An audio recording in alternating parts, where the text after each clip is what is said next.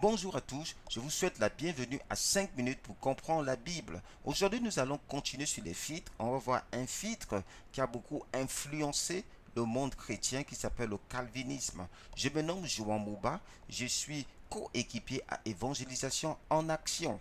5 minutes pour comprendre la Bible poursuit 4 objectifs principaux. Rendre la Bible accessible à tous, se dégager des filtres traditionnels, comprendre les alliances de Dieu avec l'humanité et libérer votre potentiel à l'évangélisation. Donc, le fait d'étudier les filtres ici, ça va nous permettre de nous débarrasser de certaines perceptions et croyances culturelles que des fois on amène lorsqu'on étudie la Bible.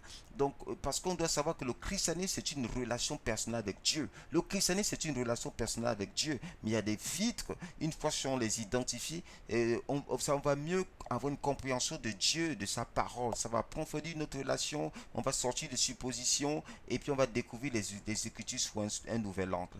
Donc ici, nous allons voir déjà ce filtre qui s'appelle le calvinisme. Bien sûr, quand on était calviniste, on pense à Jean Calvin qui a vécu au XVIe siècle, qui était quelqu'un de très doué que le Seigneur a utilisé dans son temps. Gloire à Dieu. Mais les idées des calvinistes viennent en gros de Saint Augustin. D'accord. Et Saint Augustin, avant de devenir chrétien, il avait beaucoup d'acquaintance avec la philosophie. Il avait notamment embrassé les idées de Plotinus qui venaient en fait de Platon. Donc les trois idées fondamentales du calvinisme sont celles-ci. Retenez-les. Dieu est immuable, c'est-à-dire inchangeable. Dieu est sans émotion et Dieu est hors du temps. En gros, c'est des idées qui viennent quelque part de la philosophie grecque. Donc le calvinisme, c'est une théologie dite systématique et vous pouvez remarquer qu'elle va correspondre à une bonne partie de la Bible et du coup on aura la tendance à mettre la Bible dans un certain système et il y a une partie de la Bible où ça ne correspondra pas. D'accord, donc analysons les trois idées principales. Dieu est immuable. Oui, mais le fait de dire que Dieu est immuable en caractère. Jésus-Christ est le même hier, aujourd'hui et éternellement. L'éternel ne change pas. Malachie 3:6. D'accord. Mais toutefois, Dieu peut changer dans sa décision. Mais ça ne veut pas dire qu'il ne change pas. Dans un couple, ça ne veut pas dire que si le mari change de décision, ça ne veut pas dire que son caractère change. Mais dans sa relation avec sa femme, ils peuvent être dans un contexte, une situation qui l'amène à prendre une certaine décision. D'accord. Ou à changer de décision. Mais ça ne veut pas dire que son caractère change. Parce que Dieu agit sur une base légitime. Par exemple, dans Genèse 6:6, on dit qu'il a regretté à cause de tout ce que le mal que les hommes faisaient. Il a regretté d'avoir fait l'homme. D'accord. Et maintenant, le deuxième point, c'est Dieu n'a pas d'émotion. Mais ça va encore du Dieu de compassion. Parce que Hébreu 4:15 nous dit que vraiment on a un souverain sacrificateur qui peut compatir à nos souffrances. D'accord. Alors que le stoïcisme, qui était une philosophie grecque, poussait les gens à supprimer et à surmonter leurs émotions. Parce que c'était considéré comme une bassesse. D'accord. Mais la Bible nous montre que Dieu est amour. Il y a la joie, il prend plaisir. Il y a aussi la colère, il y a le regret.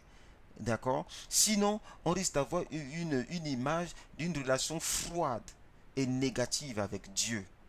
D'accord. Mais Dieu, c'est un Dieu d'amour, de joie. Il a des émotions, il compatit avec nous. Il comprend ce que le non-croyant, celui qui est perdu, vit. Voilà pourquoi il veut qu'on amène la parole. Il compatit. D'accord. Et le troisième point, c'est Dieu est hors du temps. Donc en fait, l'idée qui est derrière, c'est que Dieu connaît tous les détails à l'avance. Il connaît tout à l'avance. Mais écoutez, mais Dieu ne décide pas de tous les détails. D'accord. Dieu ne décide pas de tous les détails. Dans Genèse 18, 20 à 21, on voit que Dieu dit qu'il est venu voir lui-même. D'accord. Mais donc Dieu n'est pas en train de jouer un jeu avec Abraham lorsqu'Abraham se met à intercéder. S'il y a tant de justes, s'il y a tant de justes. Mais Dieu n'est pas comme ça. Par exemple, dans Jérémie 32, 35, on dit qu'il y a des choses qui ne sont même pas montées. Il dit que c'est des choses qui ne sont même pas montées à mon cœur. Parce que Dieu, c'est un Dieu de relation. Et lorsqu'on dit aussi que Dieu est hors du temps, dans cette considération de l'éternité qu'on a de fond, c'est dit qu'il n'y a pas du tout de temps. Mais Apocalypse 8:1 dit qu'il y a eu 30 minutes de silence dans le ciel. Et quand l'ange vient parler à Daniel, il dit le premier jour que tu as eu à cœur de prier. Vous voyez. Et l'ange dit qu'il était résisté pendant 21 jours. voyez que Dieu a une certaine considération du temps. Pourquoi? Parce que c'est un Dieu qui va être proche de nous. Il est proche de nous.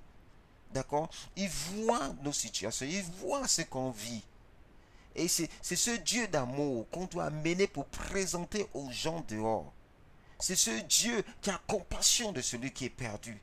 C'est Dieu qui donne, qui veut que cette personne éventuellement puisse prendre la décision d'accepter. Et c'est ce Dieu qu'on doit amener, présenter aux gens. Donc voilà, on a vu un peu le fil du calvinisme qui peut nous amener à voir un Dieu qui est froid et négatif dans sa relation. Non, mais Dieu a compassion. Amenons ce message d'amour de Dieu. Évangélisation en action, nous vous bénissons et nous donnons rendez-vous au prochain épisode où on va continuer sur le sujet. Dieu vous bénisse.